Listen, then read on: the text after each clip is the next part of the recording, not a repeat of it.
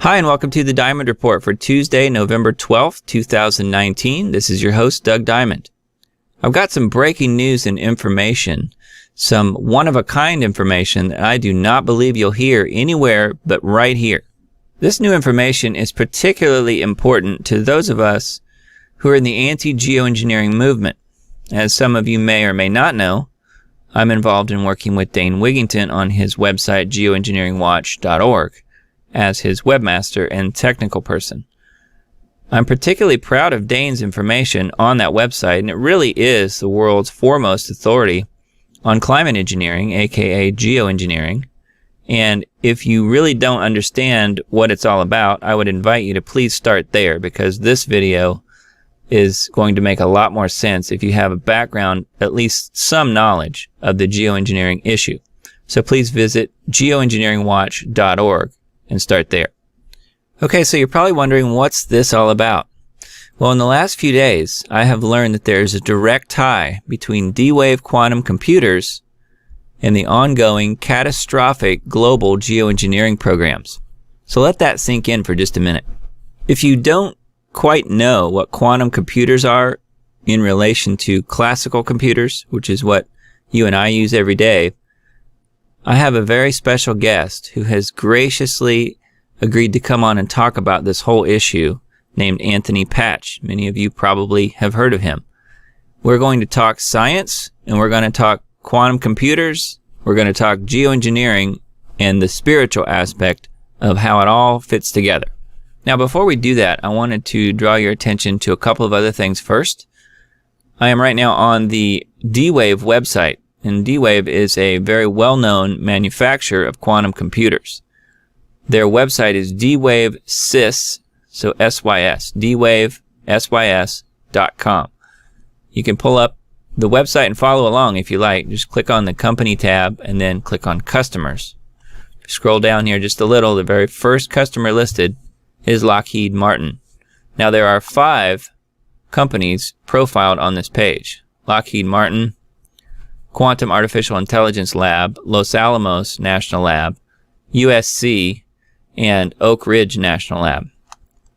And if you don't know, Lockheed Martin is a U.S. government defense contractor who is up to their eyeballs in geoengineering patents, and they do the weather modeling for the FAA. Now, the other company that I wanted to take a look at today is Raytheon. Raytheon, as you may or may not know, does the weather modeling for the National Weather Service, as well as NOAA.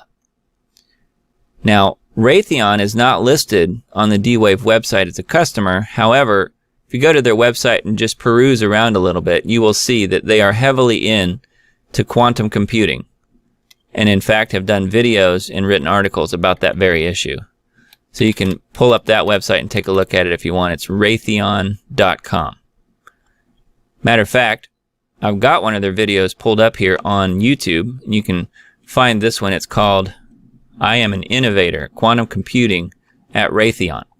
Now again, Raytheon is not listed on the D-Wave website. However, we know they're involved in quantum computing, which is just like Lockheed Martin. If you watch this 2-minute video, I think you will glean some very important information. And the sentence that I wrote down here was probably the one that really stuck out to me. When this guy here talking says, you could apply a quantum simulation to biological systems or chemical systems, which of course the geoengineering programs that are ongoing on a global scale are both biological and chemical systems. So going back to the D-Wave website for just a moment, back to Lockheed Martin, I would suggest reading through these few paragraphs on their website that talks about the relationship between D-Wave and Lockheed Martin. You can pause this video and read it if you like, or you can just go to the website and read it. However, who's to say whether or not the information that I'm talking about right now will stay on their website once we bring attention to it? It's hard to say. They may not care. The other point that I wanted to say, though, was that it costs $10 million to buy a quantum computer. And we do know at least one more customer through Anthony Patch's research that China is also an owner of a D-Wave quantum computer. So there's a 6th customer and another one that's not listed. And we do know that other U.S. government agencies are not listed. Google is not listed, but they also own a quantum computer, as does Amazon. So just keep that in mind when you're looking through the website here. Just know that it's not all going to be there, but some information's there, and that's really all we need to be able to connect a few dots. Now, when you spend your $10 million and you buy a quantum computer, what you get as a benefit is a forever upgrade. So if you buy into the quantum computer system at a certain model, then you get the next model upgrade automatically. So if you buy in at however many qubits, then when the next one comes out, you get the next upgrade. So that's a pretty good benefit of having a quantum computer, because you're going to always have the latest, greatest information. And one more aspect of this is that you have to keep in mind that D-Wave quantum computers, no matter where they are in the world, are networked together, sharing information. So let's go to our interview with Anthony Patch now, and let's talk about how specifically D-Wave quantum computers are directly tied to the ongoing global geoengineering/climate engineering programs, and how it's being used to weaponize these systems on a global scale. I think you'll find it very interesting. Hey everybody, I'm with Anthony Patch, a very well-known researcher. He's into DNA and artificial intelligence research, but he's really well known for his research into quantum mechanics in CERN and things like that. And so I just wanted to say hello, Anthony, and thank you for joining me here on the Diamond Report, and just hoping that you can help shed some light on some of this interesting new information that I feel that no one's talking about, and that is that we believe, or I certainly do, believe that quantum computers are controlling the global geoengineering programs, at least to some degree. Well, thank you for your invitation to speak with you, Doug, and to the audience. And I concur with you. When we look at standard meteorological forecasting that is done with classical computers, that's complex enough. When we look at geoengineering on top of what we previously would have considered to be natural weather patterns and the modeling of those natural patterns, when we look at the man-made patterns that are created on top of that, the complexity of that modeling takes on a much more elevated, I think, perspective from the standpoint of you quickly outstrip the capabilities of even supercomputers to do the modeling that is necessary for the goals of those that are modifying the weather. In other words, they have very specific goals, very specific areas of the earth that they want to affect in certain ways. As we can all appreciate, weather is nothing that is clearly definable, certainly not easy to control, and not easy to predict, even at the natural level. When man is involved in trying to use it as a weapon system, weather as a weapon system, with specific targets in mind, the complexities, what I will call as we go through this discussion as variables, are so complex that you are compelled to move to a quantum computing system. And what we will define is the basics of quantum computing for those that have not really been exposed to it. And then from there, I will explain the difference between classical and quantum computing. And then I will bring in the complexity of variables and how those are handled by quantum computers. The sum total of sort of my introductory statement here for you, Doug, is that what they are trying to do with planet Earth, specifically with the weather, is so complex that it requires quantum computing, and therefore it goes beyond conjecture to say that quantum computers are actually being used in this weapons system and this geoengineering of the planet.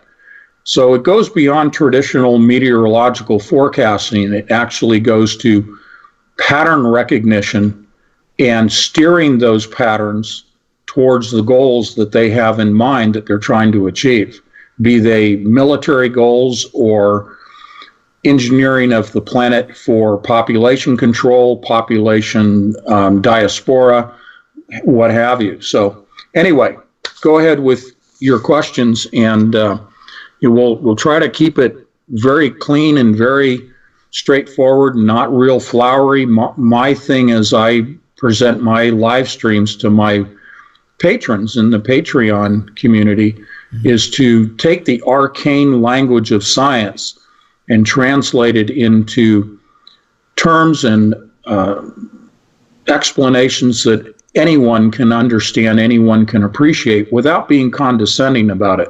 It's just kind of distilling down things and making it relevant to our everyday walk of life. So that's really kind of what I do. I've learned so much from you over the years from that exact reason, and that's one of the reasons I started listening to you, was because you do a great job of translating the arcane and the really difficult to understand to people that don't really have any experience with that type of thing. So thank you for doing that. Sure. I think one of the things that I would like to know is that I think people may have heard about quantum computers and that they have this mystique about them, that they are totally superior or supreme to classical computers in every way. And would you say that that's actually the case?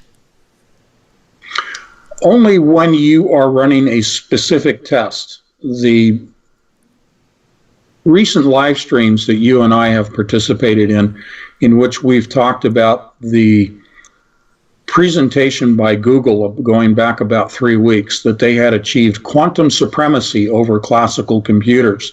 Mm-hmm. That supremacy was for one specific, carefully crafted test. When the general public hears things like quantum supremacy over classical computers, naturally, most people would think, wow, they can do everything better than a classical. And that's not the case. We're talking about a very specific, narrowly defined question or problem that was posed to the quantum computer at the same time posed to the classical computer. And the time frame for the resolution of that problem for the classical computer, which is a transistor-based system. So when you hear classical, those are transistors.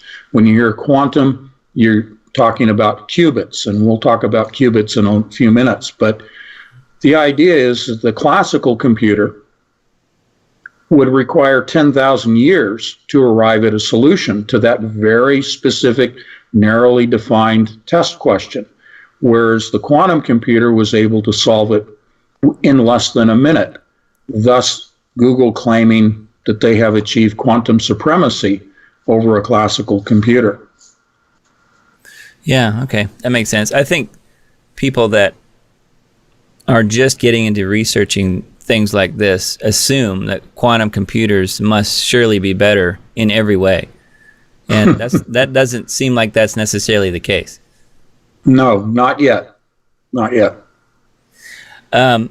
Now, Lockheed Martin and Raytheon are both defense contractors for the U.S., for the government. And they're both up to their eyeballs, as Dane Wigington from Geoengineering Watch puts it. They're up to their eyeballs in geoengineering and weather modification patents. Lockheed Martin bought the very first model quantum computer that D-Wave sold. And D-Wave has it right on their website. It's verified right on there. You can go look at their site and look at their customers, and it says right there that Lockheed Martin purchased the very first model. Now, if that's the case, and Raytheon also have articles and videos on their website listed as well about quantum mechanics, quantum computers, and so forth. They've done videos on it. They're not listed as a D-Wave customer per se.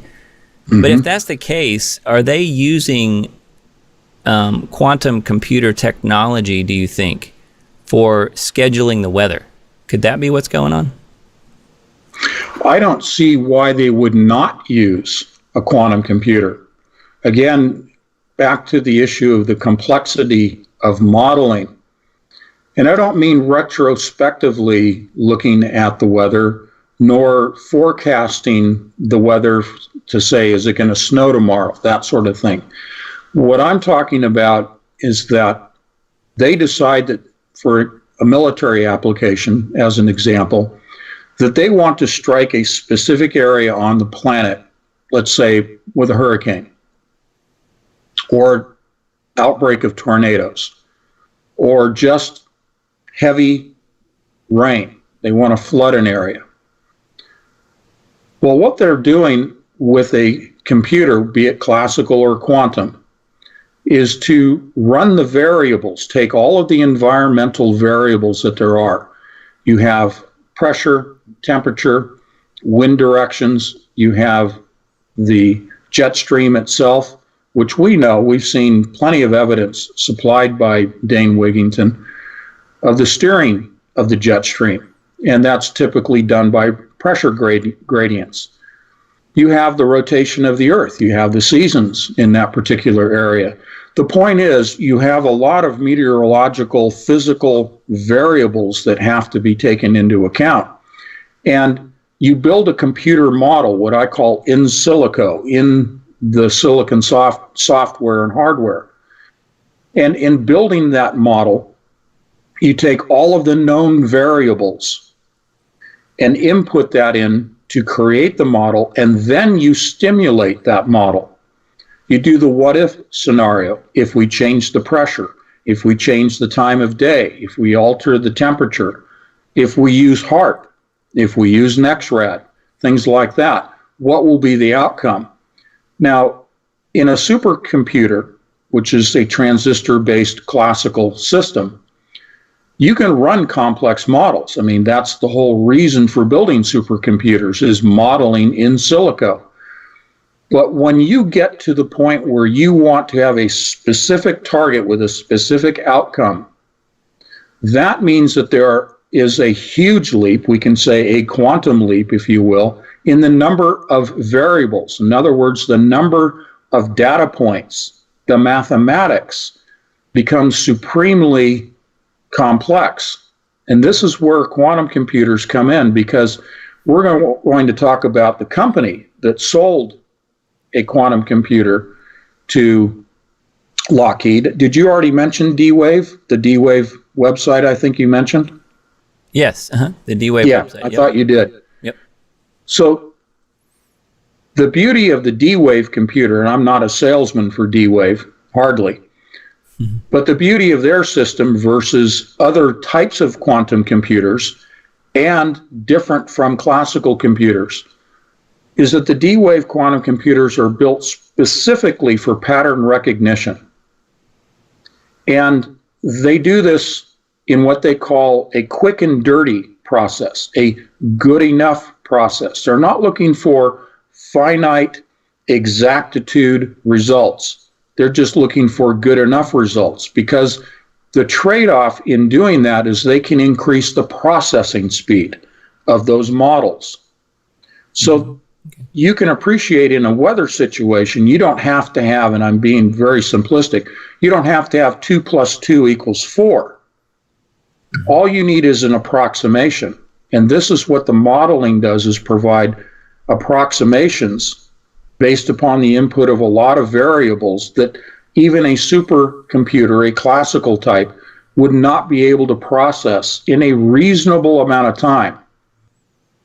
That which a D-Wave quantum computer can do in pulling in huge data points, complex mathematics, and run iterations, run cycles of models. They'll try one model, then try another model, and they can do that millions of times within an hour, within a couple of hours, depending on the complexity and how many models they want to run.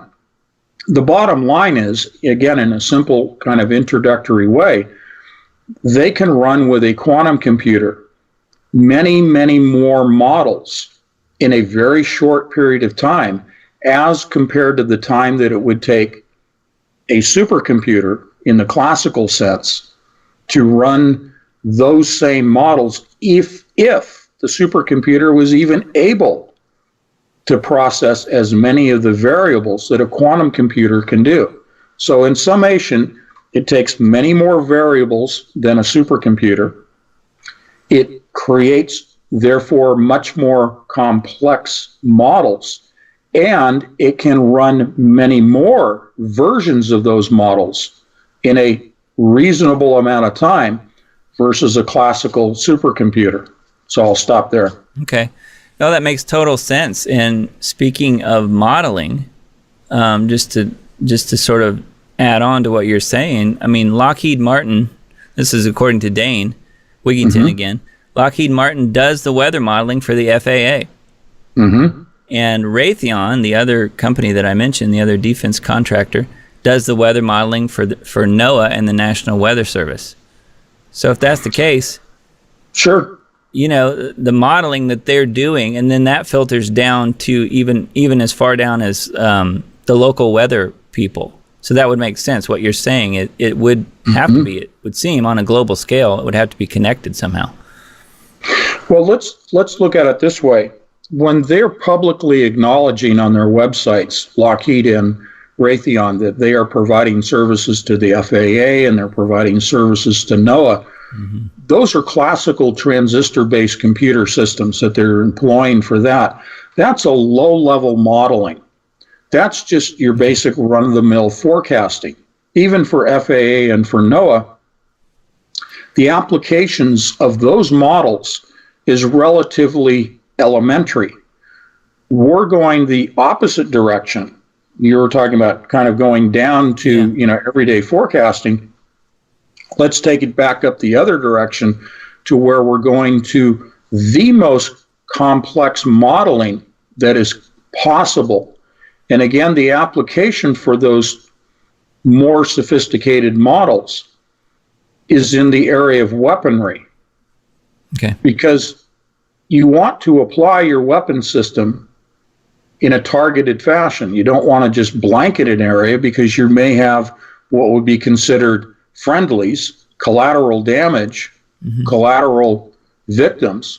And so the targeting, the steering of the weather requires extremely complex models for that targeting to then be where you want it, when you want it, and not something otherwise. So it's the complete opposite of what people would think in terms of forecasting.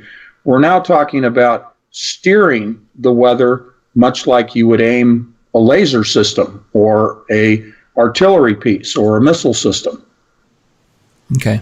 So getting back to the quantum aspect of this, you had mentioned qubits. I don't know if people listening will understand really what qubits are. Would you mind explaining what that is? Sure. If we start with a transistor is a gate, and it allows electrons to flow into the transistor, and the gate opens or closes to either allow or block the passage of an electron. So that's a transistor in its basic sense. A quantum transistor, if you will, is known as a qubit, which is a quantum bit. It likewise allows electrons to move within this qubit. We would consider the qubit to be similar to a transistor in the sense that it's the main component of the quantum computer is a qubit, like a transistor is for a classical computer, both of which are controlling the flow of electrons. Now, what's unique about a qubit with the flow of electrons is that you have electrons not as in a transistor classical where it's moving in a linear fashion from point A to point B with a gate in the middle. What you have with a quantum computer and a qubit is you have a circular pathway of electrons that are flowing in opposite directions at the same time. So you have electrons that are flowing clockwise, and at the same time another set of electrons moving counterclockwise within this processing chip.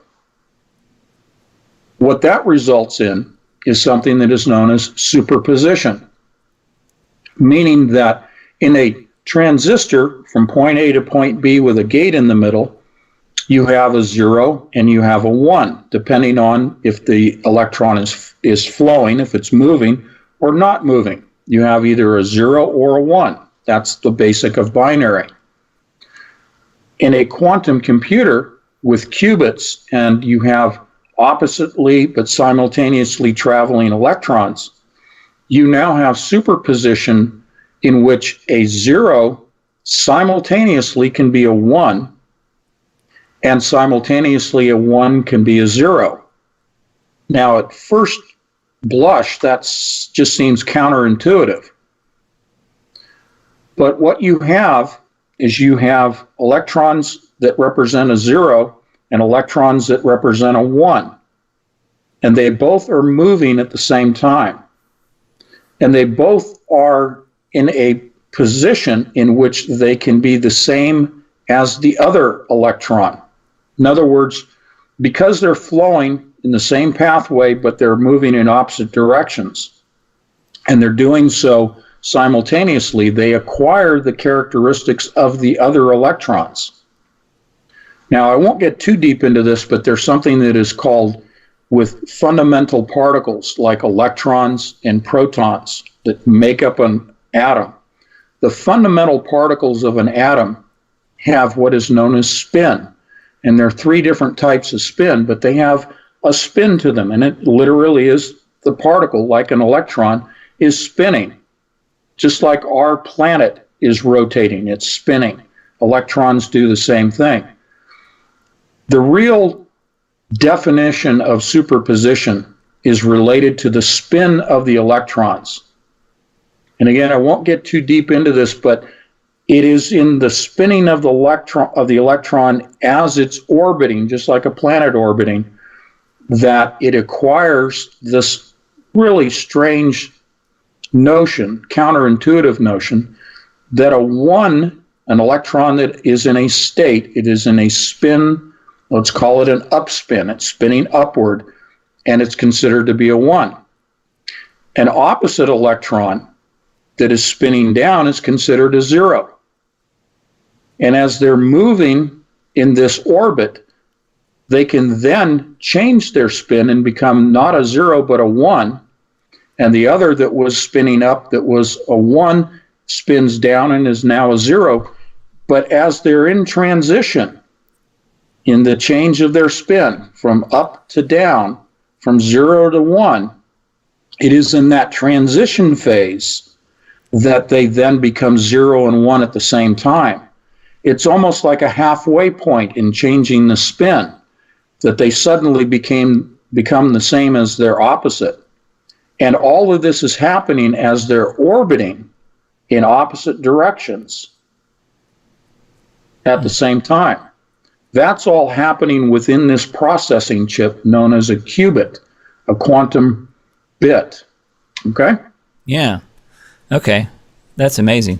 I don't think most people have any concept of any of that, really. I think that's new information for a lot of people. So thank you for explaining it. Before we get into the spiritual aspect of all of this, is there anything else that we're missing that we need to know about the science part of this? Yeah, let's give a little bit of history to what's going on with Lockheed and D-Wave. Because Lockheed is listed as one of the customers of D-Wave, and you mentioned that they purchased the first model, let's start with an extension of our discussion of qubits. In terms of the number of qubits that make up a specific model of a quantum computer from D-Wave, their first commercially available quantum computer that Lockheed purchased, among several others that purchased them for $10 million apiece, it had 128 qubits.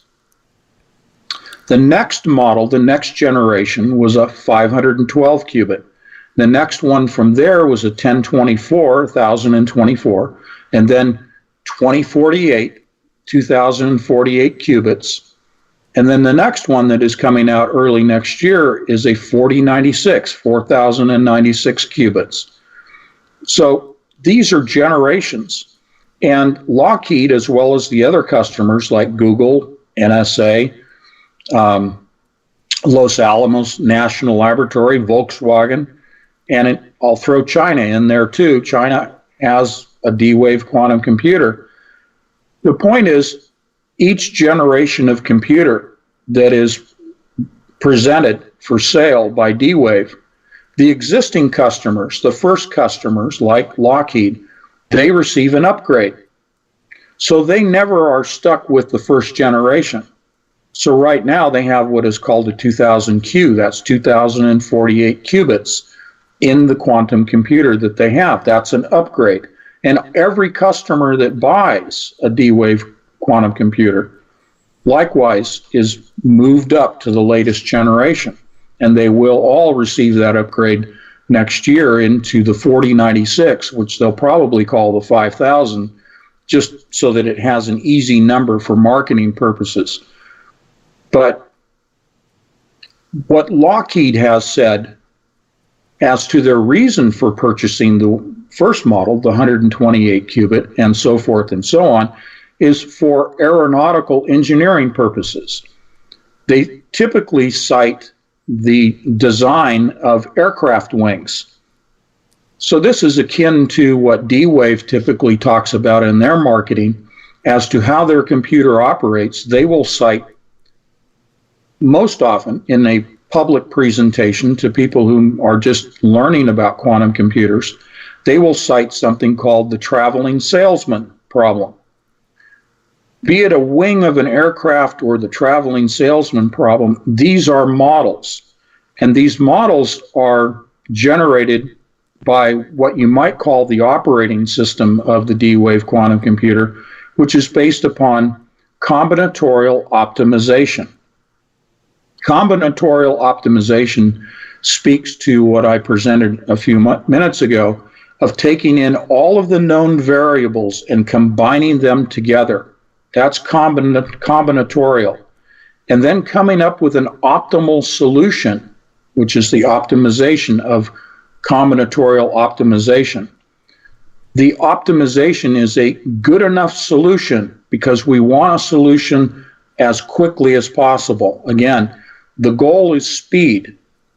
The speed means that they can run millions of iterations of examples of models, because that's the essence of combinatorial optimization, is building models and changing the models and trying it trial and error until you reach a model that you can then apply in the real world. And that is how they are doing this with weather modification, weather as a weapons system, not simply just forecasting, for the public. This is what is behind, if you will, the Lockheed application, well beyond just their aeronautical engineering of wing design and that sort of thing. Lockheed, as Doug, you pointed out, they're providing to the FAA weather forecasting models. Well, what we understand is that it isn't weather forecasting for civilian purposes. It is for targeting systems, because you don't need a quantum computer for forecasting for civilian purposes, but you do need a quantum computer to be very specific in your strategy and then the execution through your tactics. And the tactics are the weapons system comprised of weather systems. And again, it takes the ability to run many millions of models in a short period of time. And good enough in that scenario of speed is directly appropriate for weapons systems that are derived from the weather itself. And I'll stop there. Okay. So I think I'm understanding what you're saying. So you're saying that the quantum computers wouldn't necessarily be needed for the day-to-day weather forecasting that gets filtered down to the local level. You're talking about it would be ideal for the weaponization of weather. on a global scale. Absolutely. Okay. That's what I wasn't quite getting before, but now that makes sense.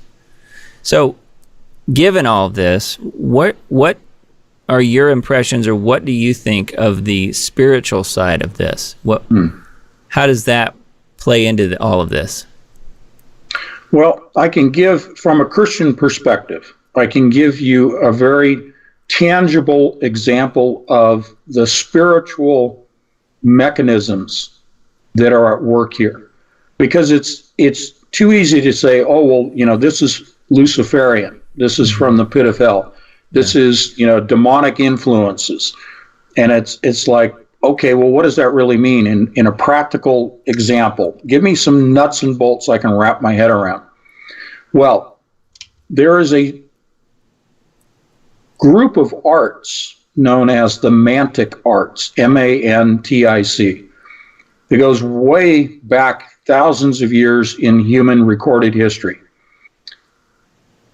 The Mantic arts, one in particular, is relevant to the discussion we're having tonight on computing, and that is a divination, a divinatory process that is known as geomancy. In the Arabic, it's called the il-al-ramal, the science of the sand. That's Geomancy, geomancy, if you want to look that up.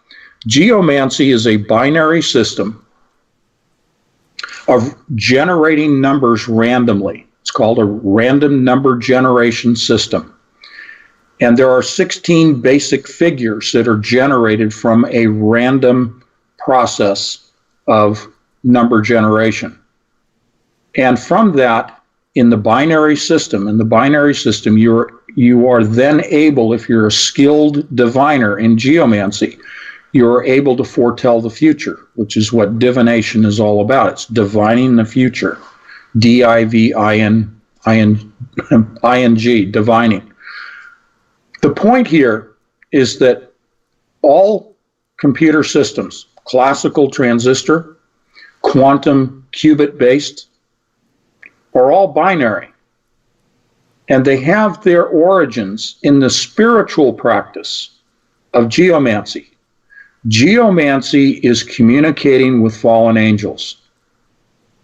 And the fallen angels are providing the information by which the diviner is forecasting, predicting, divining the future. Now, this is replete in history, in the scholarly works, and it's even presented in the Bible, that this was a common practice. We can talk about people like Daniel, for example, in the Bible.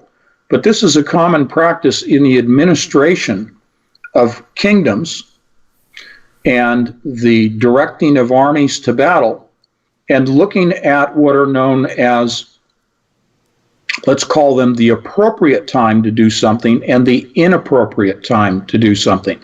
And this can go down to an individual's level. Should my fiance and I get married on the 30th of the month, or should it be on the 15th? I mean, everyday walk of life, geomancy played a role, including the administration of kingdoms. So what I'm saying here in a nutshell is that this is a forbidden art, forbidden by God, because it is an art that is employed to communicate with fallen angels. Rolling forward to the present time, exactly the same mantic art, geomancy, has always been at play, has always been the basic operating system of classical and now quantum computers, because all of the software is based on binary. So I encourage the audience to look into geomancy. Don't have time tonight to go through a full explanation of it. I've done many, many live streams on this for my patrons through Patreon. But the point here is that this is a spiritual mechanism. It is, if you will, a nuts and bolts system, including computers today. And to speak directly about quantum computing, it has mechanized and sped up geomancy. it's still geomancy. It is still interdimensional communication with fallen angels. And that's the spiritual influence that is at work here today. Go ahead, sir. No, I was just going to say, most people have probably heard of casting of lots, the casting of lots, which is basically with a dice, right? With die. Right. Yeah. So quantum computing is casting lots just on a mega scale, I guess, to some degree. Absolutely. At the core of it, think of it this way. It's random number generation. And from random number generation, you produce models. And those models give you the ability to forecast the future. And therein is the simplest, most concise description I can give you for the application of quantum computers, random number generation, for the production of models for forecasting the future that applies to the weaponization of the weather on this planet. Wow. So who are the humans, the geoengineers then? Who are they communicating with? Are they communicating with the governors or the fallen angels? Right. Okay. Yep. In the grouping of fallen angels, there literally is a hierarchy. There is a pyramid, okay? Yep. It sounds funny, but there is a pyramidal organizational chart. At the top of that are known as the governors. And those governors, they govern the other fallen angels. And below the fallen angels, of course, we have the proliferation of demonic entities, the demons themselves. And so the communication, as an example for people to think beyond that, maybe I'm just making this up, the familiar characters to your audience here, it would be people like John Dee and Edward Kelly in the Renaissance period, who communicated using geomancy with the governors. We have, in the 12th century in Spain, we have Ramon Lull. That's double L-U double L, Ramon Lull. And Ramon Lull took geomancy and advanced it, still communicating with the governors of the fallen angels, to what is, he coined the phrase combinatorial optimization in the 12th century. And that same, as I mentioned earlier, concept, that operating system of combinatorial optimization used in the 12th century is what D-Wave is using as their operating system today. So that definitely is a link that they are communicating with the governors. So John Dee and Edward Kelly, 250 different books they produced on all of these communications and the information they derived and the systems that they derived. Aleister Crowley and Madame Blavatsky in the more modern era absolutely based their operating in the communication with the governors on the shoulders of Dee and Kelly and Ramon Lull, and on up to the turn of the century. So it's all about interdimensional communication through forbidden arts with the fallen angels. Wow. So you're saying, too, then, that the quantum computers are a physical representation, essentially proving everything in the Bible to be exactly right. That's what it sounds like. I would agree with you. I would absolutely agree with you. The divination is forbidden in Scripture. Yeah. The casting of lots is not done anymore. It was done in the time of Jesus. It was still a practice, but another example that I mentioned earlier was Daniel, and after he provided the interpretation of the dream, God told Daniel, seal up the books. He was telling him, you don't need to continue with the divinatory practice of geomancy anymore. The interpretation of the dream was done through geomancy. Wow. So the humans the geoengineers are doing the bidding then. They're doing the bidding of the fallen angels. They are, because another thing to appreciate about the governors is that the governors are given dominion. They're given power over air, we would include wind in that, fire or heat, and they are given dominion over the earth itself. The basic elements of our environment, the governors are given dominion over. In other words, they can physically alter what I like to call terraforming.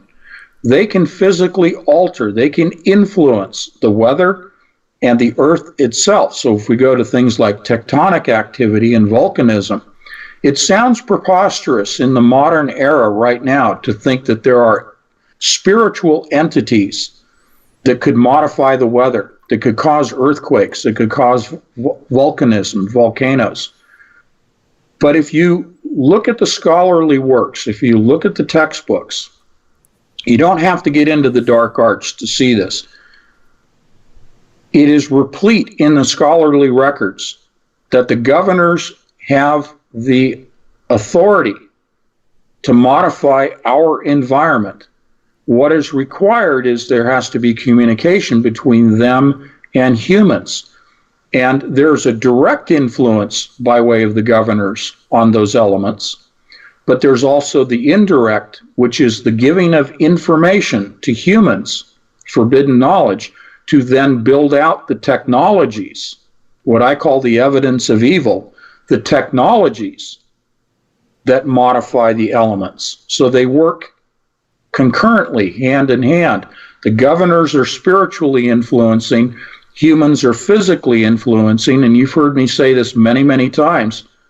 You cannot separate the physical from the spiritual. They work hand in hand. Yeah, and the quantum computer aspect of it is linking the two. It's linking our world to that world, and then allowing the manipulation of all of those elements that you're talking about. At least that's the weather correct. aspect. If you look at the alchemists, which Dean Kelly and Ramon Lull were in that category of alchemists, this is the whole thing of the alchemists, is they are spiritually communicating, and they're given instructions on how to change the physical. While at the same time, the governors are spiritually influencing those elements themselves. It's a force that acts upon the physical from the governors, from the spiritual realm. Excuse me. So it sounds to me too then that the quantum computers are then helping, to some degree at least, to terraform the planet, like you talk about. Absolutely they are. Because they are it sounds a little silly for me to say this, but I'll say it anyway. It's like an interdimensional telephone system. Because the information flow now, as compared to in the historical record, in the ancient times, in the time of Daniel, for example, the information flow is so much greater because we have the technologies that we have been guided, that we've been instructed on how to build, so that would increase the amount, the quantity, and the speed of that information coming through. The result of that has been these earth changes that we're seeing. I think that the bulk of what is going on this planet is because of this interdimensional communication, as opposed to thinking it was just invented by man. It was just man's creativity and inventiveness that came up with all these things. It's not the case. It's a small percentage, but it's not the overwhelming case. The real case is the interdimensional spiritual communication, providing the guidance on building out the technologies and the systems. Okay, and then would it be safe to say too then that the forever upgrades that you get as a D-Wave customer and the doubling of the doubling that you talk about in the live streams, things are probably only going to get worse from here, from a geoengineering aspect at least? Absolutely. And all we have to do is look at the book of Revelation to know that it's not going to get any better. Yeah. But to kind of sidestep away from the Bible for a moment, I would say this. Would there be a point in time where those that are pushing the agenda of geoengineering would suddenly stop and say, oops, we made a mistake, or oops, we've done enough. Okay, we've reached our goal. We're going to put away all of our toys, all of our systems, and we're not going to do any of this anymore. We're just going to let the earth be the earth. Well, we know that that's absurd. Yeah. They're not going to stop. So the answer is self-evident, and I'm not belittling what you said. I'm simply agreeing with you that it's only going to get worse. Yep.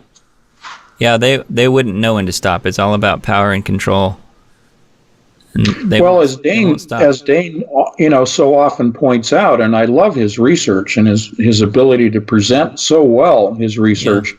Yep. He has said that it is now this endless feedback loop, and I'm paraphrasing, but this feedback system now where they're seeing outcomes that are not what they desire, so they try to counter that by increasing that which they did that created the problem in the first place. Yeah. Yep. Yeah, so, it's just a treadmill that just goes faster and faster and faster. Exactly. Well, I would say that God is bringing all hidden secrets out now, and he's revealing the truth about subjects like this for people who are willing to listen. So I thank you so much for your valuable time in explaining this to people, and I hope people will take it to the Lord in prayer. I hope that people will understand that what we are seeing in our skies is a direct result of the spiritual and the physical being combined. Well, I agree with you, my friend, and I thank you for all that you have done in the almost 3 years we've been together doing these live streams. And, your expertise is what I rely on in a whole host of areas of what I'm doing, not just the live streams, but, with the website as well. And so, you've helped me as you've helped Dane at a professional level to be able to get the messages out there to our respective audiences. And I'll just put this out to you. I'm more than happy to continue these conversations with you for the benefit of Dane's audience. If that is of interest to Dane and of interest to you, I'm happy to do this, because there's obviously a lot more we could talk about. Yeah, absolutely. I feel like this is really chapter 1, but man, it's a big one, I think. Yeah. Thank you so much, Anthony. And please, if you haven't been to Anthony's website, go to anthonypatch.com and support him as a patron. You will get a lot of really great information on a monthly basis, on a daily basis from him, from the live streams that he does 3 times a week, Sundays, Wednesdays, and Thursdays, to the really great magazine that he puts out monthly, Entangled Magazine. If you're really interested in this type of research, Anthony's the guy. So definitely go check out his website and consider becoming a patron on patreon.com. So it's patreon.com/AnthonyPatch. So thank you again for your time, Anthony, and we will talk again soon, my friend. All righty. God bless you, and God bless everybody in the audience. Good night. Thank you, sir. Thank you for joining us today in our discussion with Anthony Patch and his incredible research into quantum computers and quantum mechanics, into CERN as well, and DNA and blockchain and artificial intelligence, you name it. Anthony makes the hard to understand and esoteric much more easily understandable. So please visit anthonypatch.com for more information and support his great work. Thanks again for listening, and we'll talk to you next time.